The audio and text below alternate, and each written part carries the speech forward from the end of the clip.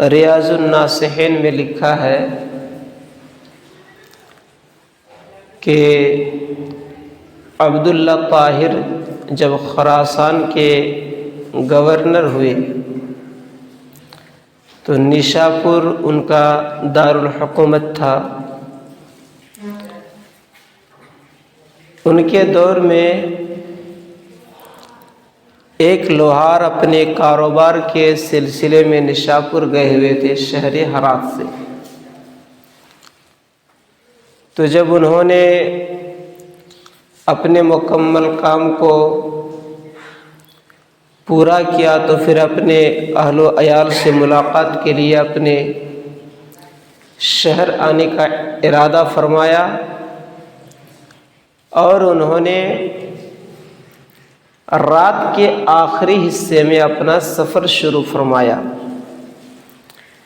برادران ملت اسلامیہ، اتفاق کی بات یہ ہے کہ عبداللہ طاہر جو وہاں کے گورنر تھے، انہوں نے سپاہیوں کو حکم دیا تھا کہ ہر چہار جانب راستوں کو محفوظ کریں تاکہ کسی بھی سفر کرنے والے کو کوئی خطرہ لاحق نہ ہو۔ تو جب انہوں نے یہ حکم جاری فرمایا اور سپاہیوں نے راستہ محفوظ کیا تو کچھ چور سپاہیوں نے پکڑ لیے، اور انہوں نے بادشاہ وقت عبداللہ طاہر کو خبر بھی بھیجی کہ اتنے چور ہم نے گرفتار کیے ہیں۔ جب انہوں نے گرفتار کیا تو اتفاق سے ایک چور بھاگ گیا، اور ان لوگوں نے اس کو بہت تلاش کرنے کی کوشش کی مگر وہ نہ مل پایا۔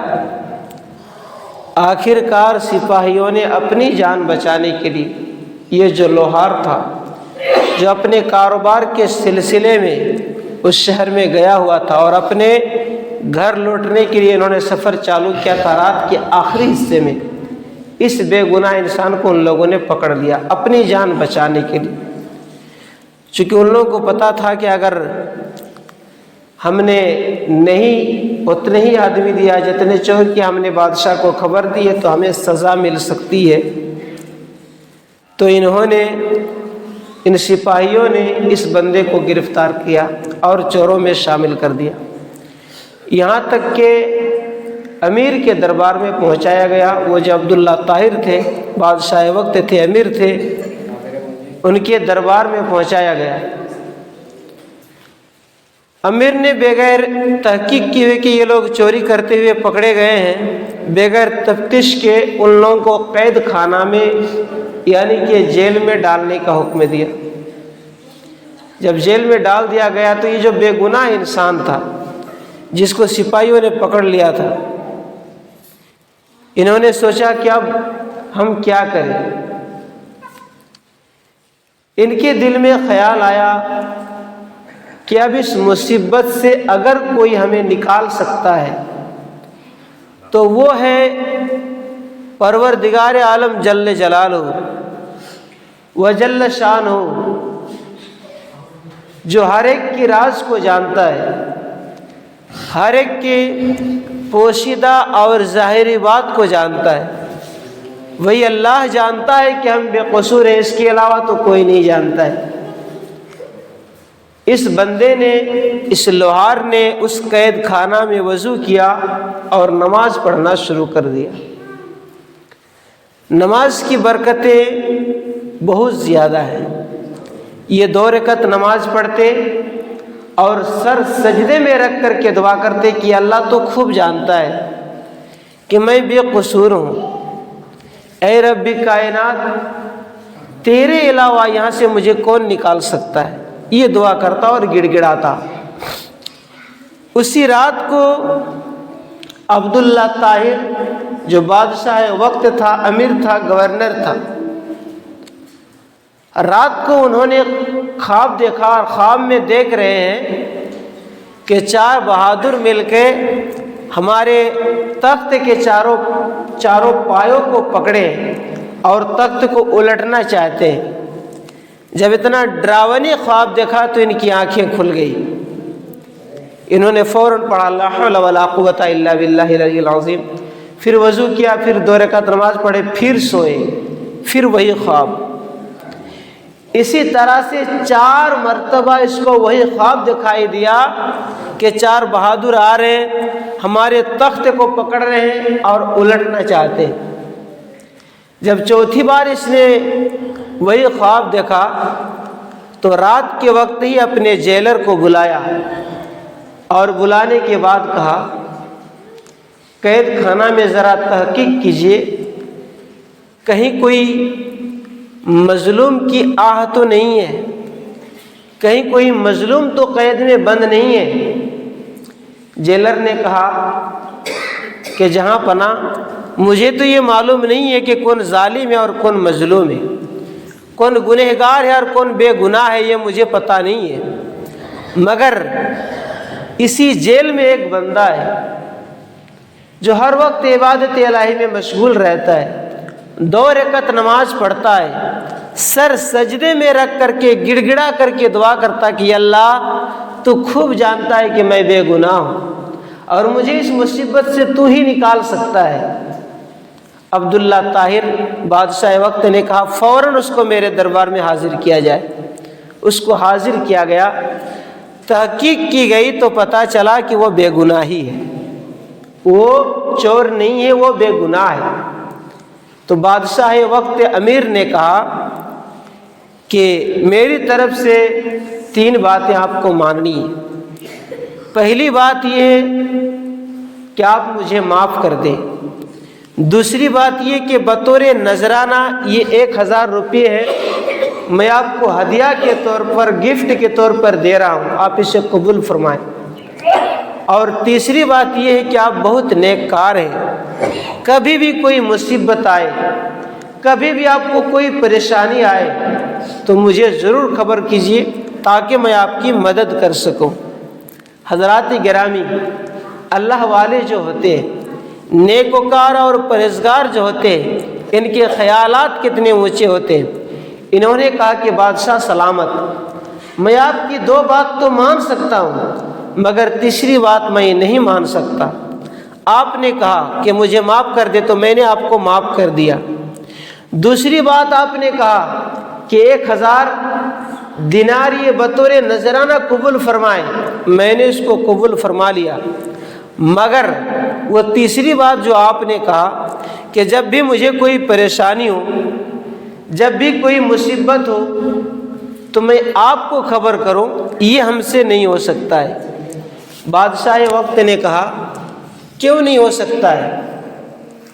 تو اس لوہار نے کہا بادشاہ سلامت، وہ اس لیے نہیں ہو سکتا ہے کہ جو پروردگار عالم، جو خالق و مالک مجھ جیسے لوہار کے لیے آپ جیسے بادشاہ کے تخت کو 4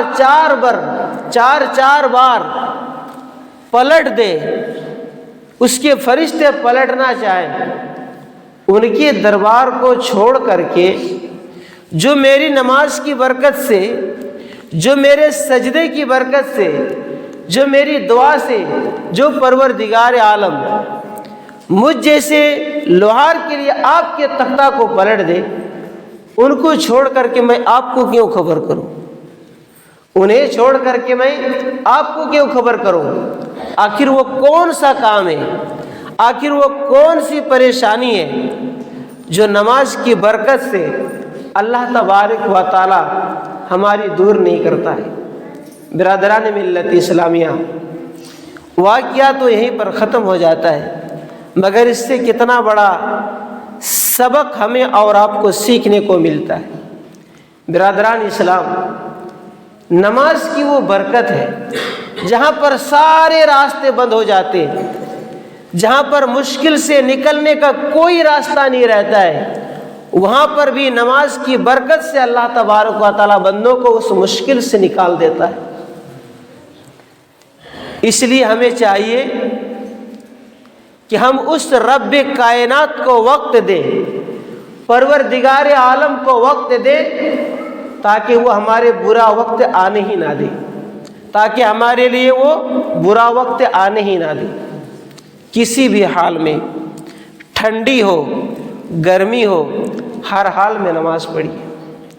آج تو ترقی کا دور ہے، ٹھنڈی آپ کو لگ رہی ہے، آپ کے گھر میں پانی گرم کرنے کا آلہ موجود ہے، آپ گرم پانی سے وضو کریں۔ اگر آپ کو اتنا ڈر محسوس ہو رہا ہے، اتنا خوف محسوس ہو رہا ہے کہ ہم مسجد تک نہیں آ سکتے، آپ اپنے گھر میں بھی نماز پڑھ سکتے ہیں، شریعت میں اس کی اجازت ہے کہ آپ گھر میں بھی پڑھ سکتے ہیں۔ کم سے کم فرض نماز کے لیے آپ تشریف لائیں، اور بقیہ نماز جو ہے آپ گھر میں بھی جا کر کے پڑھ سکتے ہیں۔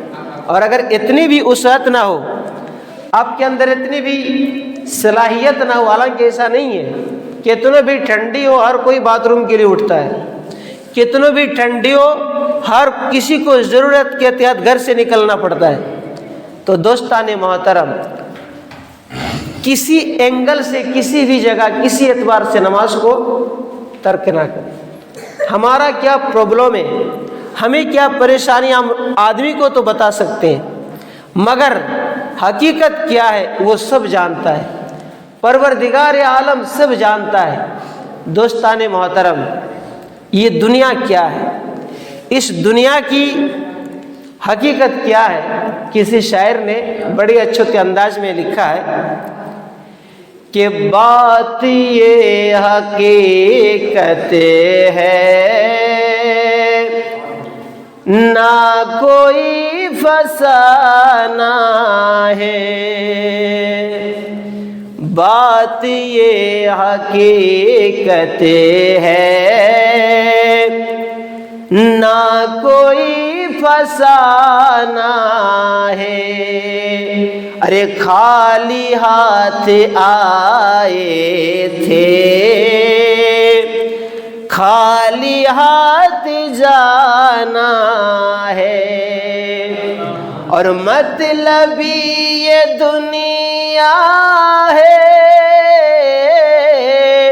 مطلبی زمانہ ہے، مطلبی یہ دنیا ہے،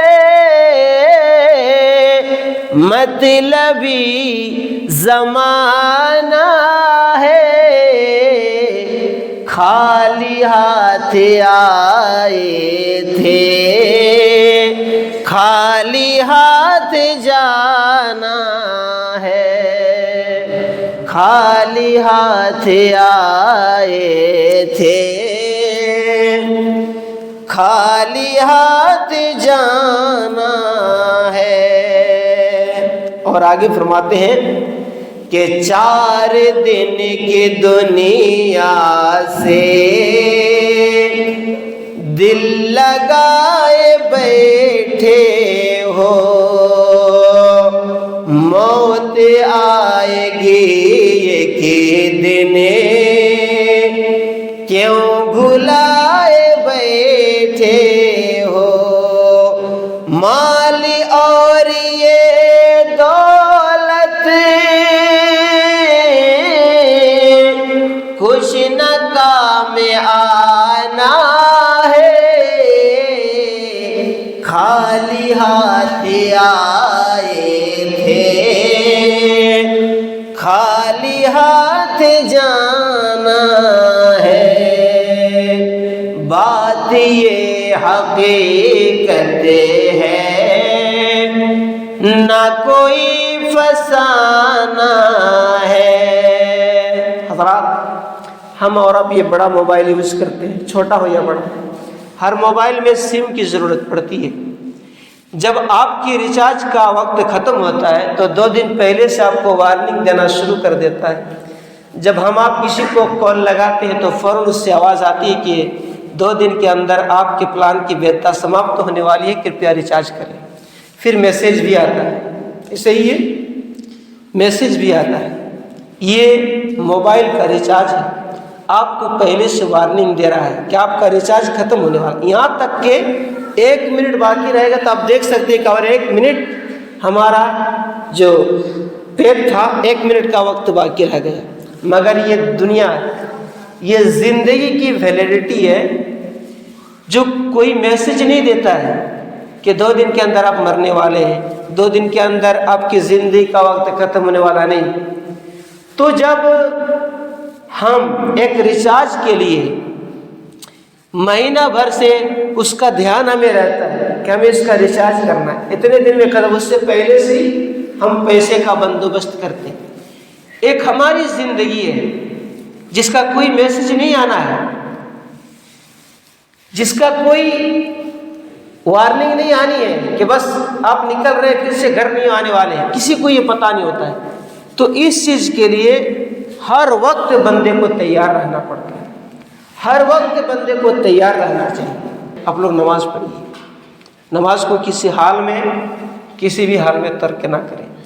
اللہ تعالیٰ پروردگار عالم ہم سب لوگوں کو 5 جگہ نماز ادا کرنے کی توفیق عطا فرمائے، دنیاوی اور آخری فوائد بھی ہیں۔ دیکھیے کوئی بندہ اگر نماز نہیں پڑھتا، جیسے ہماری داڑھی ہے، ٹوپی ہے، ہم بہت اچھے انسان ہیں اور ہم نماز نہیں پڑھتے، ہم کو دیکھ کر کے لوگوں میں ایک غلط میسج جاتا ہے کہ نا یہ کوئی ضروری چیز نہیں ہوگی، اس لیے تو نہیں پڑھتا۔ تو حضرات گرامی، ہم اپنے دین کو بدنام نہ کریں، ہم اپنے رسول پاک صلی اللہ علیہ وسلم کو تکلیف نہ دیں، اس کا خیال ہمیشہ ہمیں اور آپ کو رکھنا پڑے گا۔ اللہ تعالیٰ ہم سبوں کو نیک عمل کی توفیق عطا فرمائے۔